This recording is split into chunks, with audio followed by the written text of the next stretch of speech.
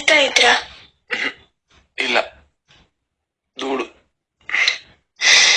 Hello, ಅಳಕ್ ನಗು ಬರುತ್ತೆ. ಏನಾಯ್ತು?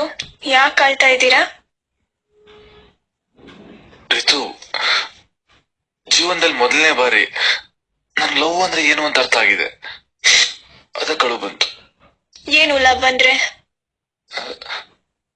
ನಾವು ನಮ್ಗೋಸ್ಕರ ಅಲ್ಲ, ನಮ್ ಹುಡುಗಿಗೋಸ್ಕರ ಜೀವನ ಪೂರ್ತಿ ಬದುಕೋದೇ ಲವ್. ಹುಡುಗಿ ಯಾರು? ಹಳೆ ಕೇಸ್ಗಳ ಇಲ್ಲ ನೀವು